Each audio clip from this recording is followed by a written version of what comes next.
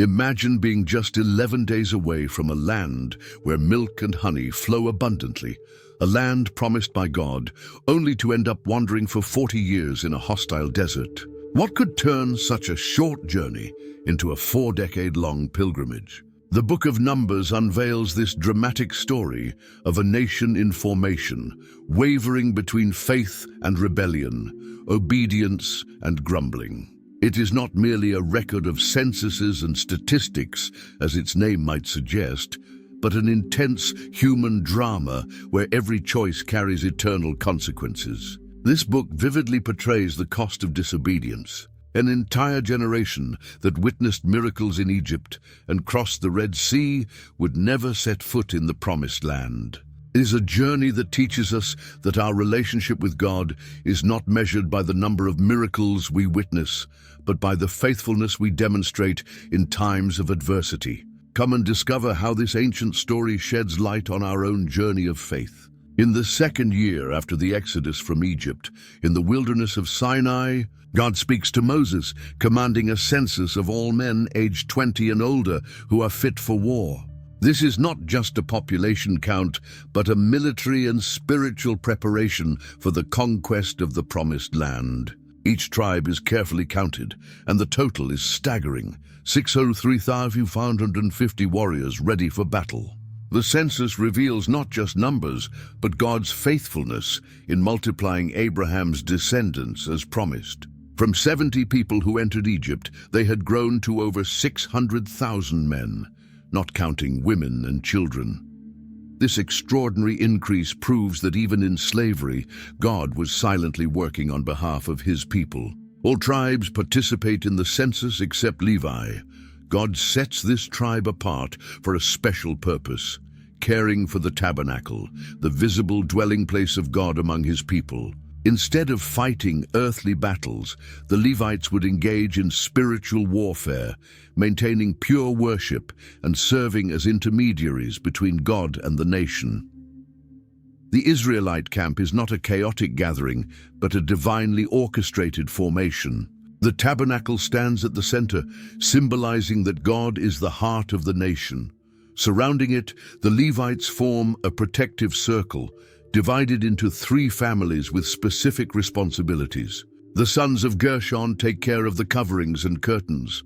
The sons of Kohath transport sacred objects like the Ark of the Covenant, and the sons of Merari handle the heavy structures such as boards and pillars. The other tribes camp in groups of 3, forming a large square: Judah, Issachar, and Zebulun to the east, Reuben, Simeon, and Gad to the south, Ephraim, Manasseh, and Benjamin to the west, and Dan, Asher, and Naphtali to the north. This formation carries a profound message. God dwells at the center of the nation, and all tribes find their identity in relation to him. Viewed from above, this arrangement resembles a massive cross in the desert, a prophetic symbol of God's presence among his people. This meticulous organization reflects the nature of God, a God of order, not confusion. Every person has their place, every tribe their position, and every Levite their function. In a world of chaos and uncertainty, God establishes structure and purpose for his people. With the camp organized, God establishes laws to preserve the purity and holiness of the community. Those with contagious diseases, bodily discharges, or contact with corpses must temporarily stay outside the camp. This is not a cruel rejection, but a visual reminder that divine holiness requires purity, as well as a wise public health measure to prevent epidemics. God also gives instructions on restitution for wrongs committed against others. It is not enough to simply return what was taken. An additional 1/5 of the value must be added as compensation, and the wrongdoing must be publicly confessed. Divine justice goes beyond mere repayment. It seeks full restoration of relationships. One of the most intriguing laws deals with suspected adultery. If a husband suspects his wife of unfaithfulness, she undergoes a ritual involving bitter waters, water mixed with dust from the tabernacle floor, and the written words of a curse dissolved in it. This is not a magical test, but an appeal to divine judgment. If the woman is innocent, she suffers no harm. If guilty, her body manifests the curse.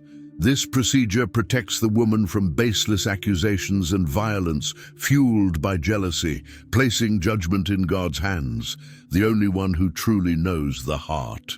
The Nazirite vow represents a voluntary act of special consecration. During a designated period, the individual refrains from cutting their hair, avoids all grape products, including fresh or dried grapes, and must not come into contact with the dead. Long hair becomes a visible sign of dedication. At the end of the vow, the Nazirite offers specific sacrifices and shaves their head, burning the hair along with the offering. This vow demonstrates that even in a society where all belong to God, there is still room for a deeper, more personal dedication. Chapter 6 concludes with the priestly blessing, words from God that Aaron and his sons are to pronounce over the people. The Lord bless you and keep you.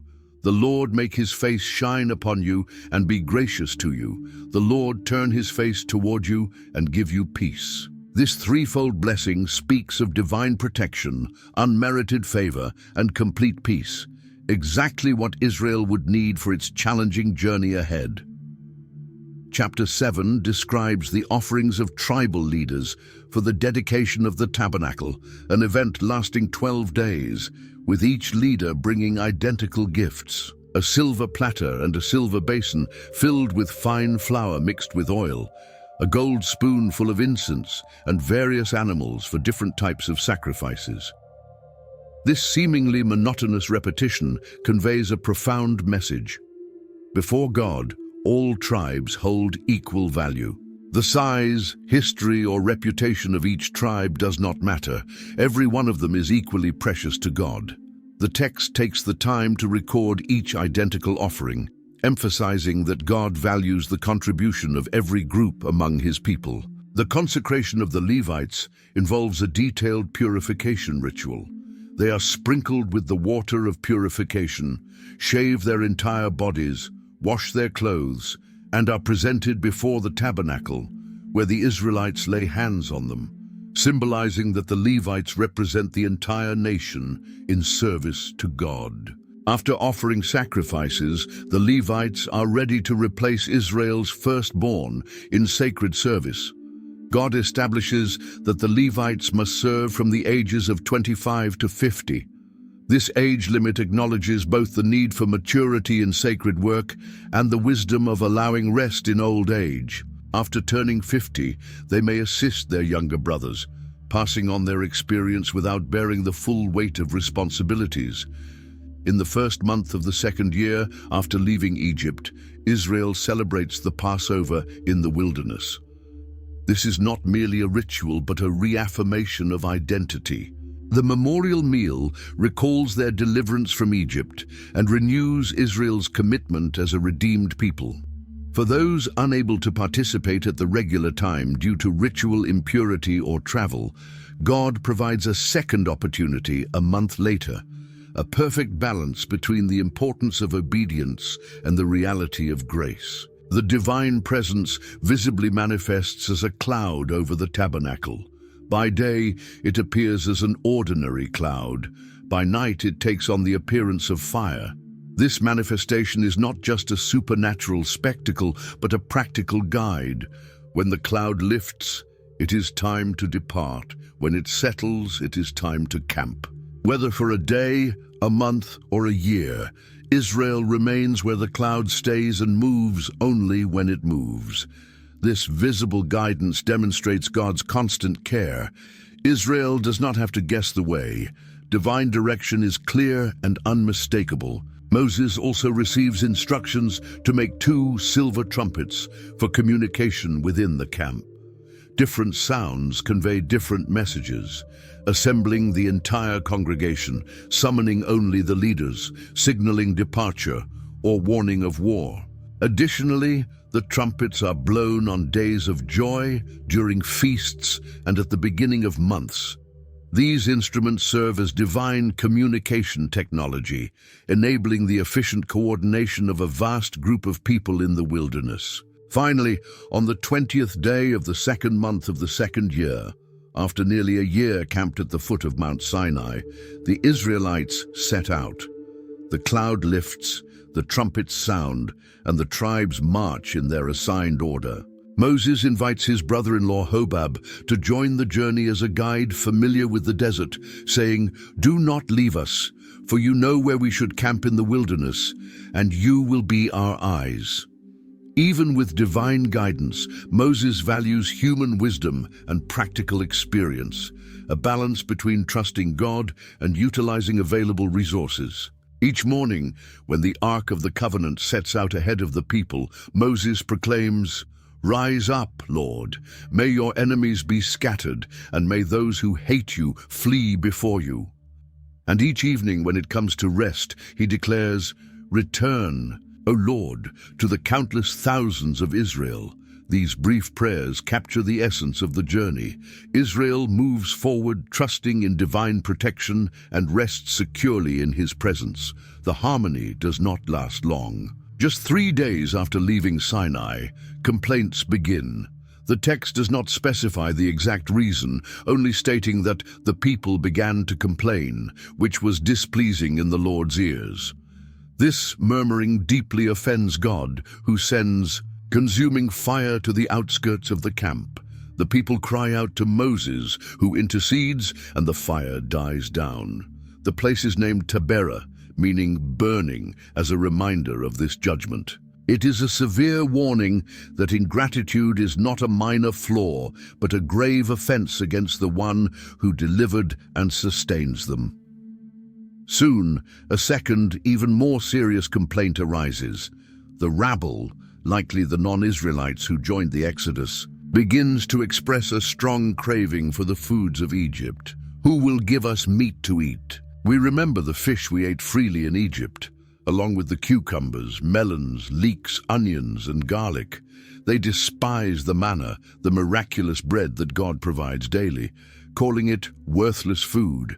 This complaint reveals a disturbing case of selective memory.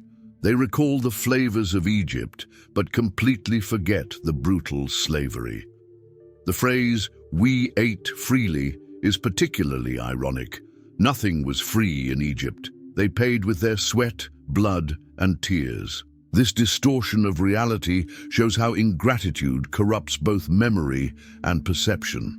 The text pauses the narrative to describe the manna, resembling coriander seeds, white in color, and tasting like cakes made with the finest oil. It falls at night like dew, is gathered in the morning, and can be ground, boiled, or baked. This miraculous food, bread from heaven falling daily, is met with contempt instead of gratitude. Moses, overwhelmed by the burden of leading such a rebellious people, pours out his heart to God in a raw and desperate prayer. "Why have you afflicted your servant? Why have I not found favor in your sight, that you have placed the burden of all these people on me?" He questions why he must bear alone the responsibility of caring for a people who act like spoiled children. In his anguish, he says something astonishing. "If this is how you are going to treat me, kill me at once." This unfiltered prayer reveals Moses' humanity and the extreme stress of spiritual leadership. God responds with grace to Moses' honesty. Instead of rebuking him, he instructs Moses to gather 70 elders of Israel at the Tabernacle to share the burden of leadership. God promises, "I will come down and speak with you there, and I will take some of the spirit that is on you and put it on them." The issue is not Moses' lack of ability, but the overwhelming weight of responsibility. When the 70 elders gather, the Spirit comes upon them, and they prophesy. Interestingly, 2 men, Eldad and Medad, who remained in the camp, also receive the Spirit and prophesy. When Joshua suggests that Moses stop them, he responds with remarkable humility. "Are you jealous for my sake?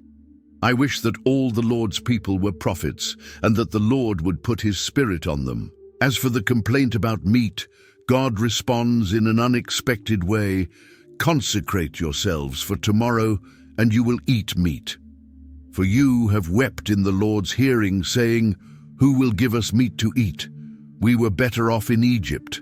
The Lord will give you meat, and you will eat. You will not eat for just 1 day, nor 2 days, nor 5, nor 10, nor 20 days, but for a whole month, until it comes out of your nostrils, and you loathe it. A strong wind brings quail from the sea, which fall around the camp to a height of 2 cubits, approximately 1 meter, off the ground, covering an area of a day's walk in every direction. The people eagerly gather the birds, but while the meat is still between their teeth, before it is even chewed, the Lord's anger blazes and a severe plague strikes them. Many die and are buried there, giving the place the name Kibroth Hattaavah, graves of greed. This episode teaches that God sometimes grants what we insistently desire, not as a blessing, but as a lesson.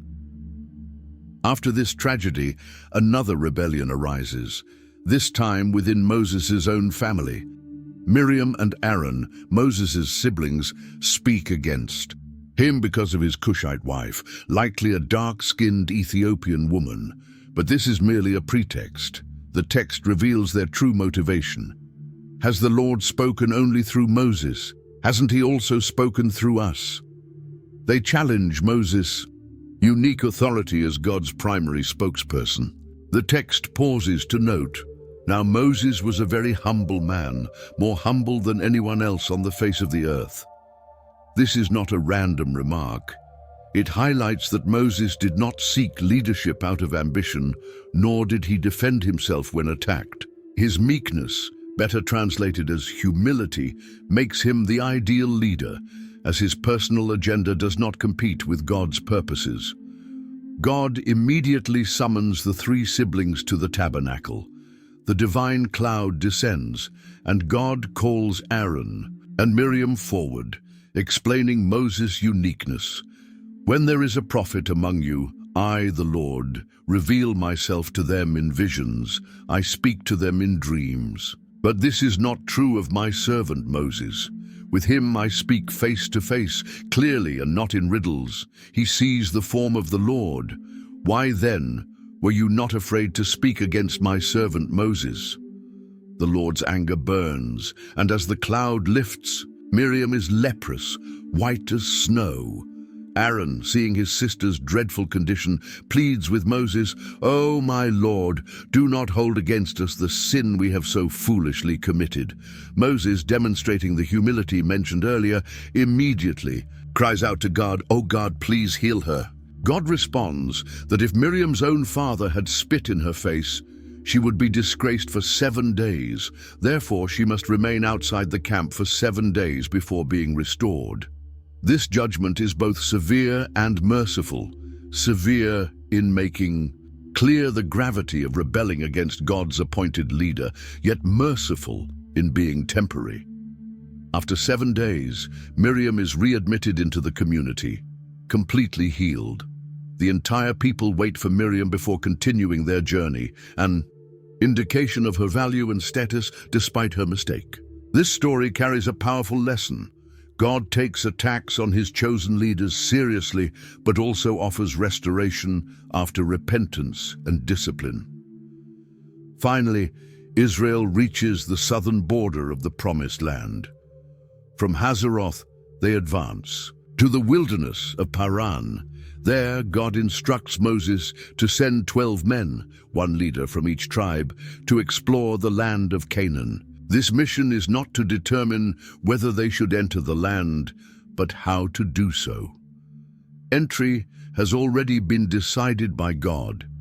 The exploration is merely tactical reconnaissance. Moses gives specific instructions to the spies.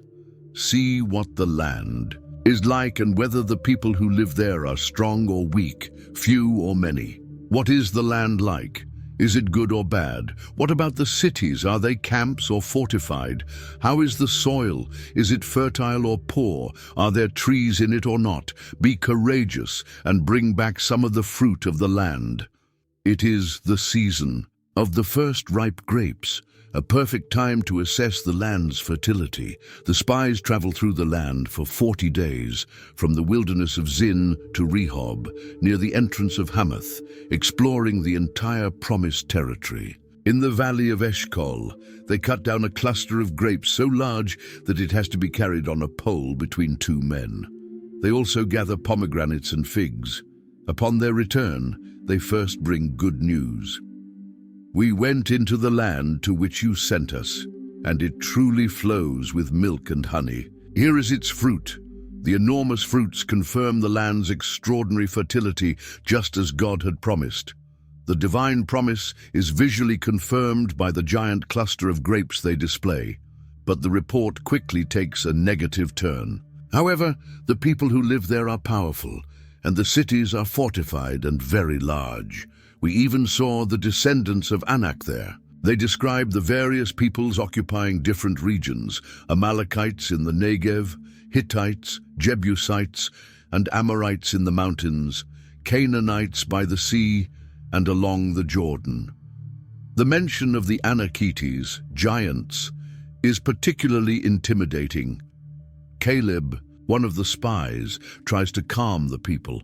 "Come on! Let's go up and take possession of the land, for we can certainly prevail over it." His confidence is not in military strength, but in God's promise and power.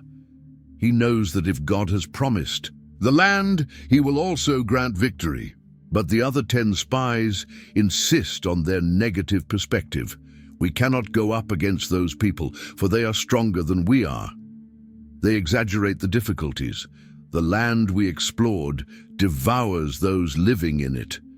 Even more alarming, they say, "We also saw giants there, the descendants of Anak. We seemed like grasshoppers in our own eyes, and so we seemed to them." This distorted report reveals more about the spiritual condition of the spies than about the reality of the land. The contrast is clear. 10 spies focus on the obstacles, 2 focus on the God who promised the land. 10 fixate on the giants, 2 fixate on the gigantic God who parted the Red Sea. 10 are controlled by fear, 2 are led by faith. The people's reaction is disastrous. The whole assembly raised their voices and wept that night. Their weeping quickly turns into accusation. "If only we had died in Egypt, or even in this wilderness."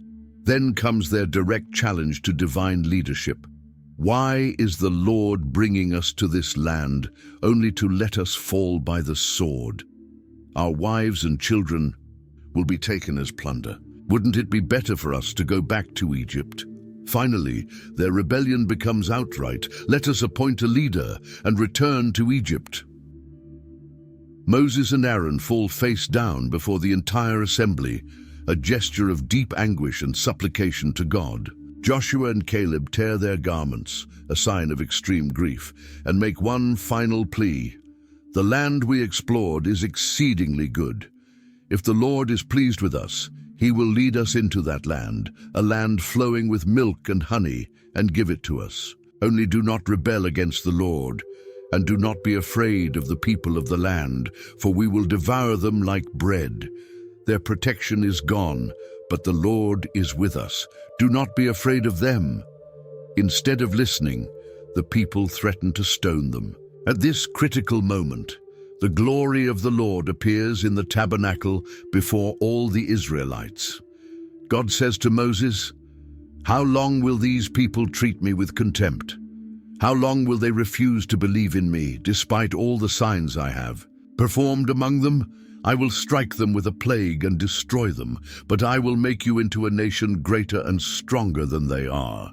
This offer echoes God's earlier proposal at Mount Sinai after the golden calf incident. Once again, Moses intercedes, not for his own sake, but for God's glory. Then the Egyptians will hear about it, and they will tell the inhabitants of this land. They will say, "Because the Lord was not able to bring these people into the land he promised them on oath, he slaughtered them in the wilderness." Moses appeals to God's own revelation of his character. "Now I pray, let the power of my Lord be Great just as you have spoken, the Lord is slow to anger and abounding in mercy, forgiving iniquity and transgression. Please forgive the iniquity of this people according to the greatness of your mercy, just as you have forgiven them from Egypt until now. God responds, I have forgiven them as you asked. He will not destroy the people completely. However, there are consequences. As surely as I live, and as surely as the glory of the Lord fills the whole earth, not one of the men who saw my glory and the signs I performed in Egypt and in the wilderness, yet tested me 10 times and did not obey me, not one of them will ever see the land I promised to their ancestors, except Caleb and Joshua. The judgment is clear. All the adults who came out of Egypt, 20 years old and above, will die in the wilderness. Only their children, whom they feared would become plunder, will enter the land. The nation will wander in the wilderness for 1 year, for every day they explored the land, 40 years in total, until that entire generation perishes. The 10 spies who brought the bad report die immediately from a plague. Upon hearing this sentence, the people finally mourn deeply. But it is too late. In an ironic twist, they now decide to go up and take the land. Here we are. We will go up to the place the Lord promised, for we have sinned. Moses warns them, do not go up because the Lord is not among you, and you will be struck down before your enemies. Since you have turned away from the Lord, he will not be with you. Ignoring the warning, they arrogantly attempt to ascend to the hilltop. But the Ark of the Covenant and Moses do not leave the camp. Without God's presence, they are defeated by the Amalekites and Canaanites who dwell in that mountainous region. This defeat confirms the fundamental lesson. Without God, there is no possibility of true victory or success. Even after the terrible sentence of 40 years in the wilderness, God does not abandon his people. He continues to give instructions about how they will live when they finally enter the land, a reminder that the promise, though delayed, has not been cancelled. When you enter the land I am giving you as your home. This phrase introduces laws concerning grain offerings, wine libations, and sacrifices to accompany burnt offerings. One of the most beautiful laws from this period concerns the first portion of the dough. The first piece of every batch of bread must be offered to the Lord, symbolizing that all provision comes from him and that the first and best belong to him. This simple law transforms the everyday act of making bread into a moment of worship and acknowledgement of God's provision. God also establishes distinctions between sins committed in ignorance, which can be forgiven through sacrifices, and deliberate sins with a high hand. For the willful transgressor who despises the word of the Lord and intentionally breaks his commands, the sentence is severe. That person shall be cut off from his people. This distinction highlights the importance of the inner attitude. Repentance always finds mercy, but stubborn rebellion faces judgment.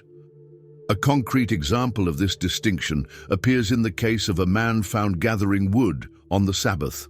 Brought to Moses and Aaron, his case is taken before God, who commands the man must be put to death.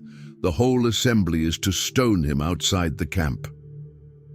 This severe sentence underscores the seriousness of keeping the Sabbath, not as a mere ritual rule, but as a covenant sign between God and Israel. As a permanent reminder of the commandments, God commands the Israelites to sew tassels or fringes onto the edges of their garments with a blue cord. These visible fringes serve as a constant reminder. You shall see them and remember all the commandments of the Lord. The purpose is practical, so that you do not follow the inclination of your heart, nor the desires of your eyes. Not long after, an even more severe rebellion arises, led by Korah, a Levite from the Kohathite family, along with Dathan, Abiram, and On from the tribe of Reuben. They gather 250 respected leaders of the community and confront Moses and Aaron. Enough! The whole congregation is holy, every one of them, and the Lord is in their midst. Why then do you exalt yourselves above the assembly of the Lord? This challenge reveals a superficial understanding of holiness. They confuse Israel's positional holiness as God's chosen people with the functional holiness of the priesthood. Yes, all the people were holy in the sense of being set apart for God, but certain sacred functions were reserved for specific individuals appointed by God. Upon hearing these words, Moses falls on his face, not out of fear, but in deep anguish and prayer. He proposes a test. By morning, the Lord will make known who is his and who is holy. Do this. Take censers, Korah and all your company. Put fire in them and place incense on them before the Lord tomorrow. Addressing Korah and the other rebellious Levites specifically, Moses questions them. Is it too little for you that the God of Israel has set you apart from the congregation of Israel to bring you near to himself, to perform the service of the Lord's tabernacle? And do you seek the priesthood as well? The privilege of serving in the tabernacle was already a great honor. Their dissatisfaction with this role revealed ingratitude and unrestrained ambition. Moses sends for Dathan and Abiram, but they refuse to come. We will not go up. Is it not enough that you brought us up out of a land flowing with milk and honey to kill us in the wilderness, and now you also want to make yourself a prince over us? Nor have you brought us into a land flowing with milk and honey, or given us an inheritance of fields and vineyards. So this distortion is shocking. They call Egypt, the land of their slavery, a land flowing with milk and honey, and blame Moses for their own refusal to enter the true promised land. The next day, Korah and his 250 followers present themselves with censers, as do Moses and Aaron.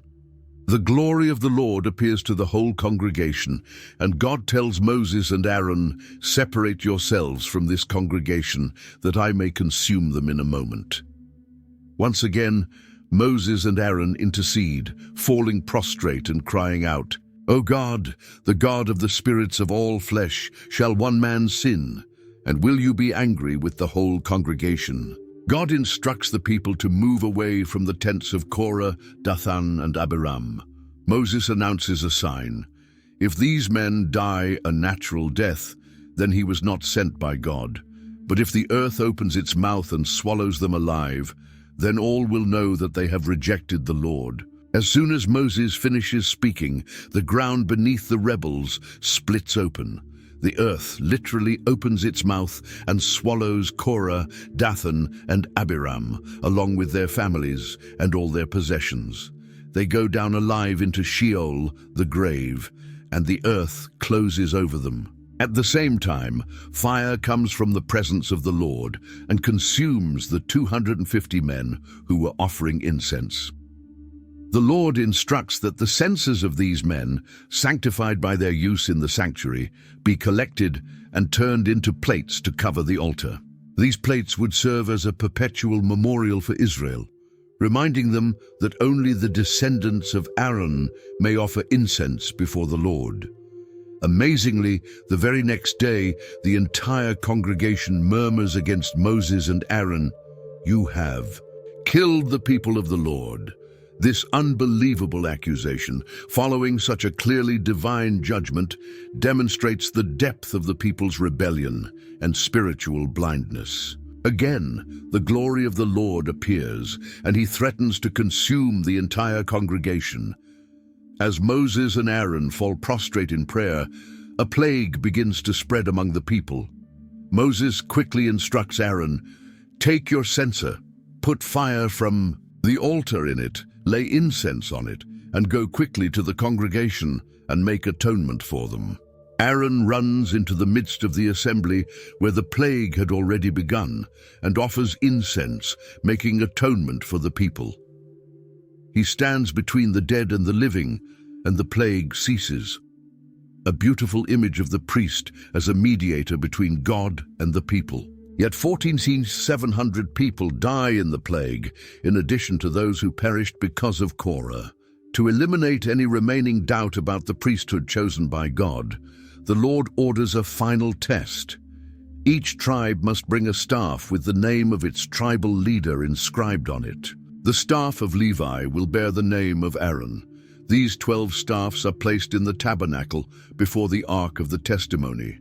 God declares, "The staff of the man whom I choose will sprout." The next day, Aaron's staff has not only sprouted, but has produced flowers and even ripe almonds, a complete miracle of life from a dead piece of wood. This blossoming staff is placed before the testimony as a sign to the rebels, to put an end to their murmurings once and for all. The people finally grasp the seriousness of God's holiness. "Behold, we perish, we are lost, we are all lost. Whoever comes near the tabernacle of the Lord will die. Will we all perish?" This fear, though exaggerated, represents progress compared to their previous arrogance. God responds by reaffirming the role of the priests and Levites. The priests, Aaron and his sons, will be responsible for sins related to the sanctuary and the priesthood.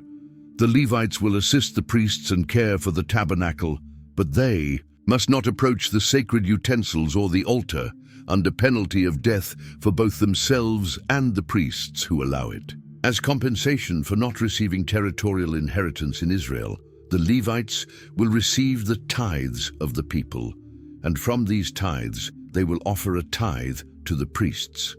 The priests will also receive portions of certain sacrificial offerings, the first fruits of the harvests, and the redeemed firstborn of the people. God declares to the priest, "I am your portion and your inheritance among the children of Israel." Instead of land, their resources would come directly from their service to God. God also establishes the law of the red heifer, a ritual for the purification of those who had come into contact with corpses. A completely red heifer, without defect and never having borne a yoke, was sacrificed outside the camp. Its blood was sprinkled 7 times toward the tabernacle, and then the entire animal, skin, flesh, blood, and entrails, was burned along with cedar wood, hyssop, and scarlet wool. The ashes were collected and kept to prepare the water of purification. When someone became unclean due to contact with a dead body, this water was sprinkled on them on the 3rd and 7th days for their purification. This complex ritual teaches the seriousness of defilement by death, a direct consequence of sin in the world, and the necessity of purification to approach the God of life. It also foreshadows Christ's sacrifice outside the camp, bearing the world's impurity upon himself. We now reach the 40th year of the wilderness journey, nearing its end. The new generation of Israelites arrives in the wilderness of Zin and camps at Kadesh. There, Miriam, the sister who had watched over baby Moses in the Nile and had led the women in song after the Red Sea crossing, dies and is buried. At Kadesh, there is no water, and once again the people gather against Moses and Aaron. "If only we had perished when our brothers perished before the Lord. Why have you brought the Lord's assembly into this wilderness for us and our livestock, to die here? Why did you bring us up from Egypt to this terrible place, a place with no grain, no figs, no vines, no pomegranates, and no water to drink?" The same complaint resurfaces, even after 40 years of divine care. Moses and Aaron go to the entrance of the tabernacle and fall face down, and the glory of the Lord appears to them. God instructs Moses, "Take the staff and assemble the congregation. You and your brother Aaron speak to the rock before their eyes, and it will yield its water. Thus you shall bring water from the rock for them, and give drink to the congregation and their livestock." Moses gathers the assembly before the rock, but instead of speaking to the rock as commanded, he cries out, "Listen now, you rebels! Must we bring water from this rock for you?" Then, rather than speaking to it, he strikes the rock twice with his staff. Water gushes forth abundantly, enough for the entire congregation and their animals. However, the Lord says to Moses and Aaron, "Because you did not believe in me, to uphold my holiness in the sight of the Israelites, you shall not bring this assembly into the land I have given them." This place is called Meribah, quarreling, because there the Israelites contended with the Lord. Moses' failure was complex. He disobeyed God's specific instruction to speak to the rock. Instead, he struck it. He took credit for the miracle along with Aaron, "Must we bring water?" and he misrepresented God's character before the people in his anger. Though these failures seemed minor compared to 40 years of faithful leadership, they carried severe consequences because they came from God's chosen leader. To whom much is given, much will be required. A position of leadership brings greater responsibility. From Kadesh, Moses sends messengers to the king of Edom, requesting peaceful passage through his land. "Thus says your brother Israel, you know all the hardships that have come upon us, how we went down to Egypt, how the Egyptians mistreated us. When we cried out to the Lord, he heard our voice. Now we are at Kadesh, a city on the border of your territory. Please let us pass through your land. We will not go through fields or vineyards or drink water from wells. We will stay on the king's highway. We will not turn to the right or to the left until we have passed through your land." Despite this respectful request, emphasizing kinship, as the Edomites were descendants of Esau, Jacob, Israel's brother, the king of Edom replies, "You shall not pass through my land, lest I come against you with the sword." Israel tries again, promising to pay for any water they consume along the way, but Edom refuses and mobilizes a large army to prevent their passage. Israel then detours around Edom, prolonging their journey. From Kadesh, the Israelites travel to Mount Hor, on the border of Edom. There, God announces that the time has come for Aaron to be gathered to his ancestors. He will not enter the promised land because of the rebellion at Meribah. Moses takes Aaron and his son Eleazar to the top of the mountain, where he removes Aaron's priestly garments and places them on Eleazar, symbolizing the transfer of the high priesthood. Aaron dies there at the mountain summit. When Moses and Eleazar descend, the entire congregation realizes that Aaron has died, and they mourn him for 30 days. A Canaanite king of Arad in the Negev attacks Israel and takes some captives. Israel makes a vow to the Lord, "If you deliver this people into my hands, I will utterly destroy their cities." God hears and delivers the Canaanites into Israel's hands, and they destroy them completely, naming the place Hormah, destruction. As they journey around Edom, the people grow impatient and once again complain against God and Moses. "Why have you brought us up from Egypt to die in this wilderness? There is no bread, there is no water, and we detest this miserable food," referring to the manna. Their constant ingratitude for this miraculous provision reveals not just discontentment, but rebellion. As judgment, the Lord sends fiery serpents, possibly venomous snakes that caused intense fever, to bite the people, resulting in many deaths. The people acknowledge their sin. "We have sinned by speaking against the Lord and against you. Pray to the Lord to take the serpents away from us." Moses intercedes, and the Lord provides a surprising remedy. "Make a bronze serpent and set it on a pole. Anyone who is bitten and looks at it will live." Moses obeys, crafting a bronze serpent and placing it on a pole. Any Israelite who was bitten and looked at the bronze serpent was healed. This event carries deep symbolism. The instrument of death becomes an instrument of healing. Salvation comes through an act of faith, looking at the serpent. And as Jesus himself would later explain, just as Moses lifted up the serpent in the wilderness, so must the Son of Man be lifted up, that whoever believes in him may have eternal life. Israel continues its journey around Edom and Moab, camping in the valley of Zered before crossing the Arnon River, which forms the border between Moab and the Amorites.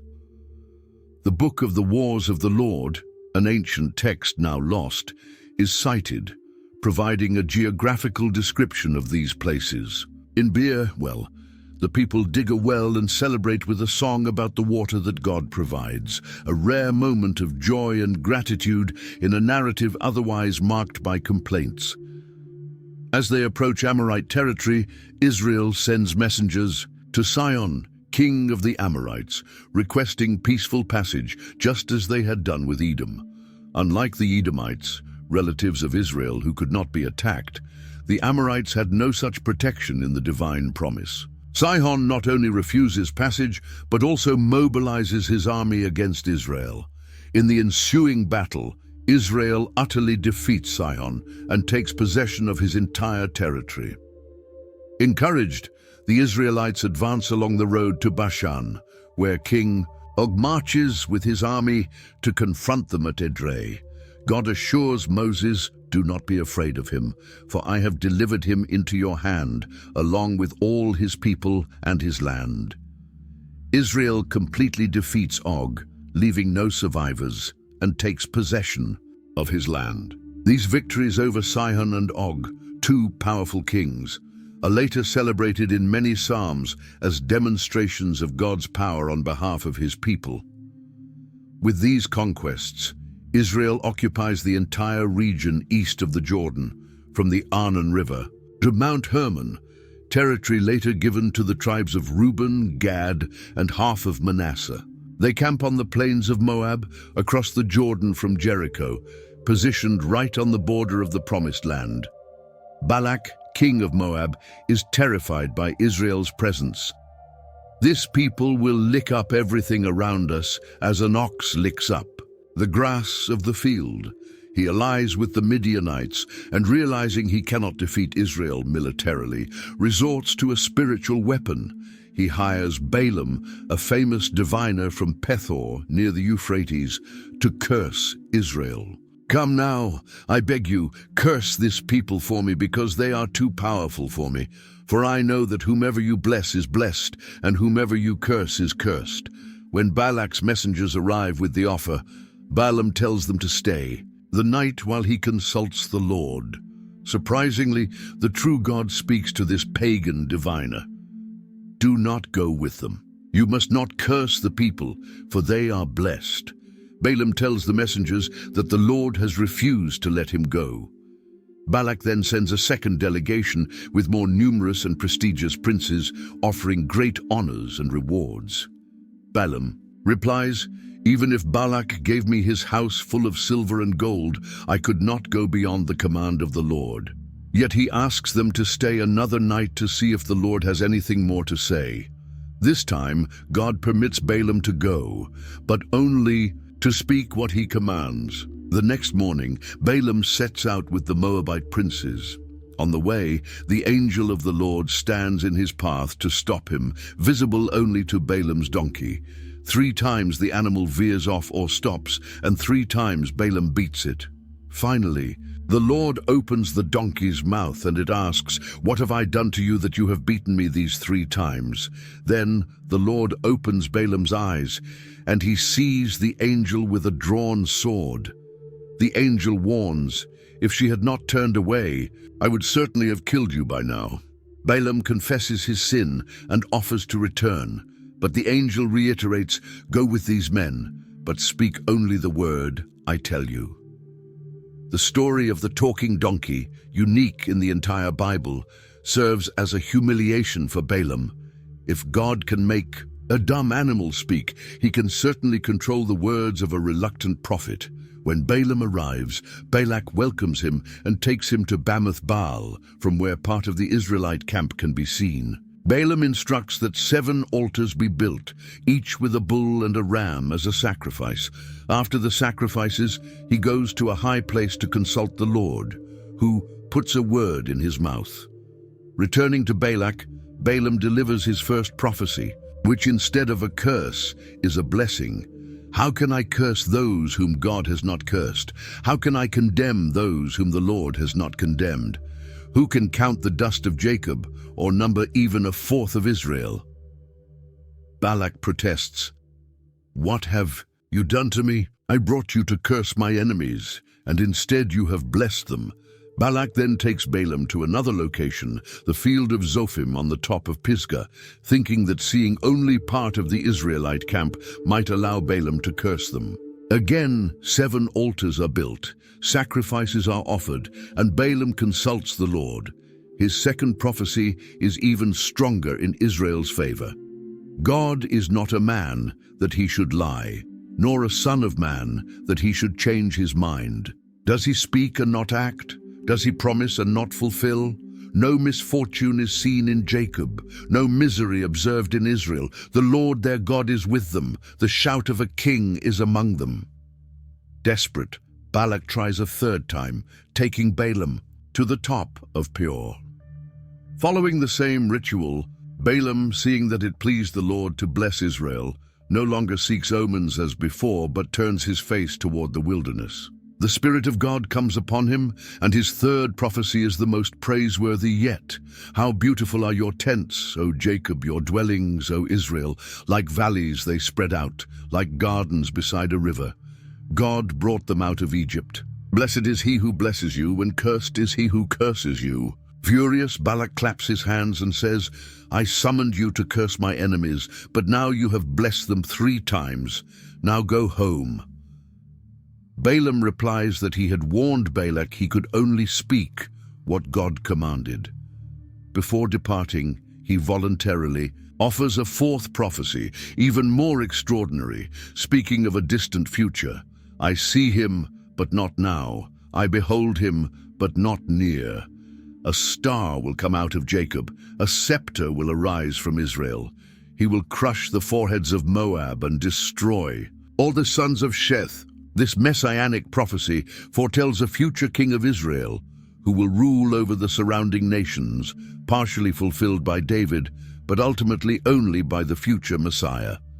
After this apparent spiritual victory, Israel faces a subtler and more dangerous temptation. Seemingly following Balaam's advice, later mentioned in Numbers 31:16, the Moabite and Midianite women seduce the Israelite men, luring them into illicit sexual relations and the worship of Baal Peor.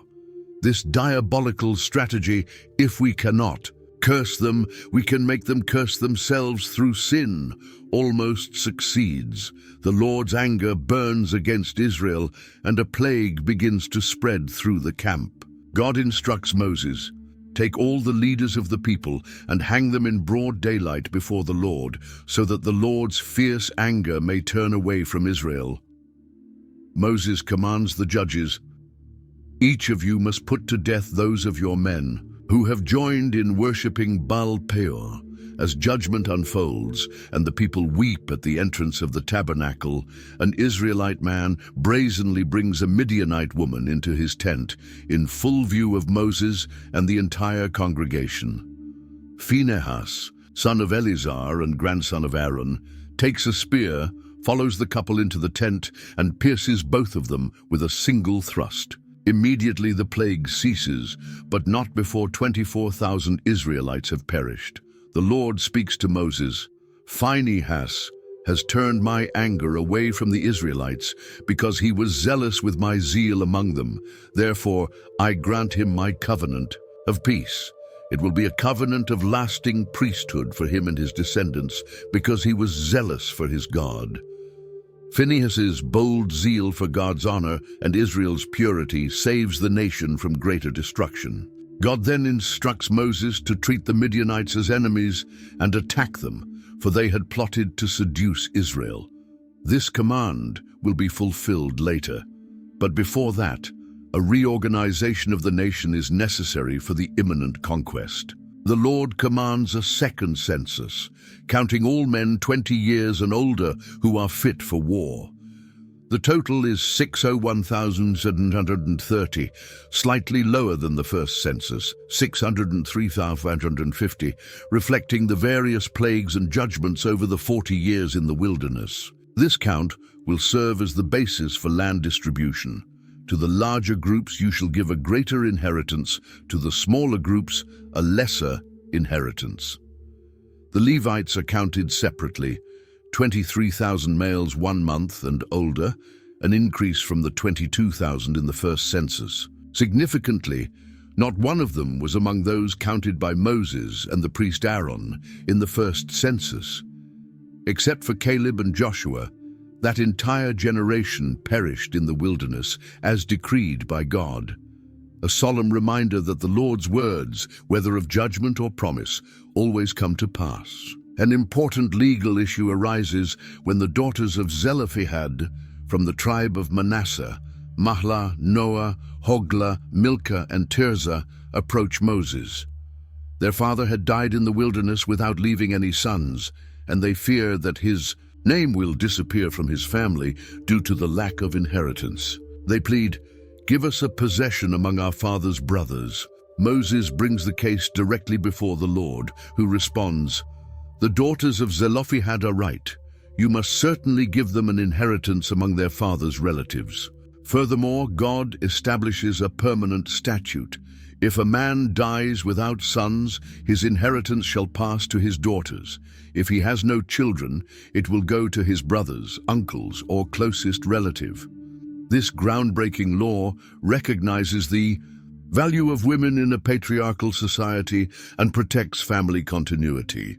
As Israel prepares to enter the Promised Land, God instructs Moses to climb Mount Abarim to see the land he is giving to the Israelites. He warns that just like Aaron, Moses will be gathered to his people without entering the land due to his disobedience at Meribah Kadesh. Concerned for the nation's future, Moses prays, "May the Lord, the God of the spirits of all flesh, appoint a man over this congregation to go out and come in before them, to lead them so that the Lord's congregation will not be like sheep without a shepherd." God chooses Joshua, a man in whom is the Spirit, and instructs Moses to lay hands on him before the entire assembly, granting him a share of his authority. Joshua will stand before the priest Eleazar, who will seek the Lord's guidance for him through the Urim, the divine consultation tool. Thus, leadership is transferred in an orderly manner, ensuring the continued divine direction for the people. With the major leadership succession resolved, God shifts the focus to the details of the sacrificial system that will be practiced in the Promised Land. He reaffirms the daily sacrifices, 2 lambs offered as burnt offerings, 1 in the morning and 1 at twilight, the weekly Sabbath offerings, 2 additional lambs, and the monthly new moon offerings, 2 bulls, 1 ram, 7 lambs, along with the corresponding grain and drink offerings. The annual festivals are also outlined: Passover in the first month, the Feast of Weeks, Pentecost, 7 weeks later, the Feast of Trumpets on the first day of the 7th month, the Day of Atonement on the 10th day of the 7th month, and the Feast of Tabernacles from the 15th to the 22nd day of the 7th month. Each festival has specific sacrifices, emphasizing its importance in Israel's religious calendar. This elaborate sacrificial system is not mere empty ritual, but a sacred calendar structuring the nation's year-round worship. Each sacrifice reminds Israel of its relationship with God, the need for atonement, and gratitude for divine provision. Even amidst the people's constant rebellion, God continues to establish his worship, demonstrating his persistent grace. God also legislates on vows, voluntary promises made to him. A man who makes a vow must fulfill it without fail. A young woman living in her father's house may have her vow annulled by her father on the day he hears it. Similarly, a wife's vow may be annulled by her husband. If the father or husband initially remains silent, but later nullifies the vow, he will bear the guilt of breaking it. A widow or divorced woman is fully responsible for her vows, just as a man is. This law acknowledges the social realities of the time in which women were under male authority while still preserving their personal relationship with God through the vows they uphold. As previously commanded, Israel must settle accounts with the Midianites for their conspiracy to seduce the people. Moses summons 1,000 men from each tribe, 12,000 warriors, and sends them to war, with Phinehas, son of the priest Eleazar, accompanying them, carrying the sacred objects and the trumpets. They completely defeat the Midianites, killing all the men, including the 5 kings of Midian, Evi, Rechem, Zur, Hur, and Reba. Balaam, the diviner who had attempted to curse Israel, is also killed by the sword, a tragic end for someone who had once prophesied, "Let me die the death of the righteous, and may my end be like theirs." The Israelite army captures all the Midianite women and children, seizes their livestock and possessions, and burns all their cities. When they return to the camp with the captives, Moses is furious that they have spared the women. They were the ones who, on Balaam's advice, led the Israelites to be unfaithful to the Lord in the incident at Peor, so that a plague struck the Lord's community. He commands them to kill all the boys and all the women who have known a man, sparing only the virgin girls. This severe order reflects the gravity of the spiritual threat these women represented. They had deliberately participated in a scheme to destroy Israel through seduction and idolatry. In the mindset of the time, there was no distinction between combatants and non-combatants. An entire nation bore responsibility for the actions of its leaders, and Israel's spiritual survival was at stake. Moses also commands that the warriors, the captives, and the spoils remain outside the camp for 7 days. Anyone who has killed someone or touched a corpse must undergo purification according to the ritual of the water of cleansing. Clothing, leather items, goat hair fabrics, and wooden objects also need to be purified. The priest Eleazar instructs them on the purification of metals. Gold, silver, bronze, iron, tin, and lead must pass through fire and then be purified with the water of cleansing. Items that cannot withstand fire must be purified with water alone. The spoils are divided into 2 equal parts, one for the warriors who fought in the battle and one for the rest of the congregation. From the warriors' share, 1 in 500 is set apart for the Lord and given to the priests. From the congregation's share, 1 in 50 is given to the Levites. This system ensures that the entire community benefits from the victory and that those dedicated to sacred service receive their portion. When the army officers count their men, they discover something extraordinary. Not a single Israelite soldier has died in the battle against the Midianites. In gratitude for this miraculous protection, they offer all the gold objects they have captured. Bracelets, armlets, rings, earrings, and necklaces, totaling 16,150 shekels, approximately 190 kilos. This gold is taken to the Tabernacle as a memorial for the Israelites before the Lord. The tribes of Reuben and Gad, who own large herds, notice that the recently conquered lands east of the Jordan, the territory of Sihon and Og, are excellent for livestock. They approach Moses, Eleazar, and the leaders of the congregation with a request. "If we have found favor in your eyes, let this land be given to your servants as our possession. Do not make us cross the Jordan." Moses reacts with indignation. "Shall your fellow Israelites go to war while you sit here? Why do you discourage the hearts of the Israelites from crossing into the land the Lord has given them?"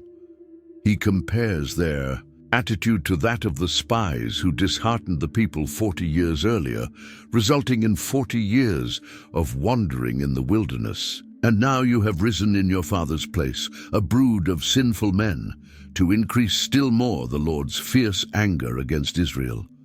If you turn away from following him, he will once again leave this people in the wilderness, and you will be responsible for their destruction." The Reubenites and Gadites clarify their proposal.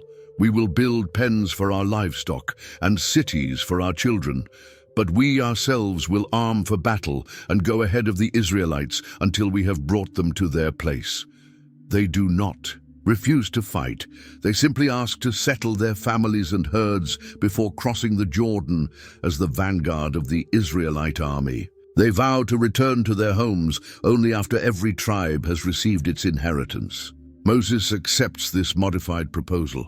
If you do this, if you arm yourselves for battle before the Lord, and if each of you crosses over the Jordan armed before the Lord until he has driven out his enemies before him and the land is subdued, before the Lord, then after that you may return and be free from your obligation to the Lord and Israel, and this land will be yours as a possession before the Lord.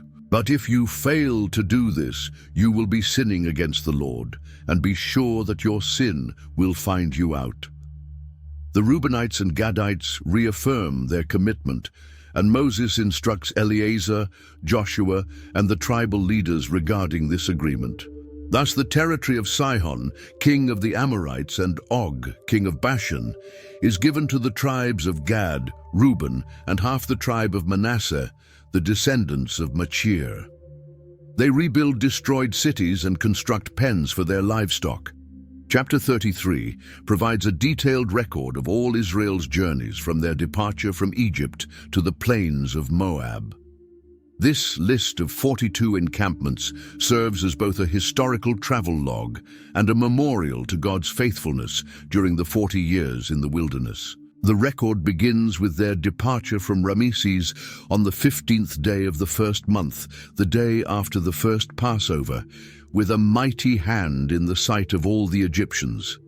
It ends with their encampment on the plains of Moab, by the Jordan, across from Jericho. God gives specific instructions for the conquest of the land of Canaan.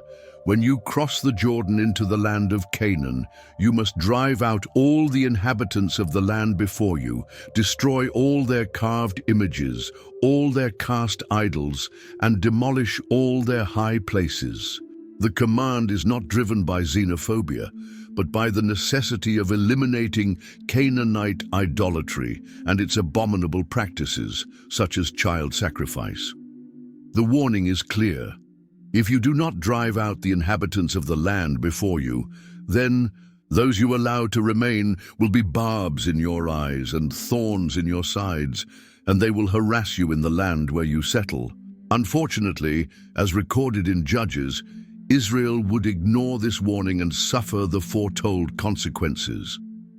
The boundaries of the Promised Land are detailed. To the south, the wilderness of Zin along the border of Edom. To the west, the great Sea Mediterranean. To the north, Mount Hor up to the entrance of Hamath, and to the east from the Sea of Kinneret, Galilee, to the Jordan and the Salt Sea, Dead Sea.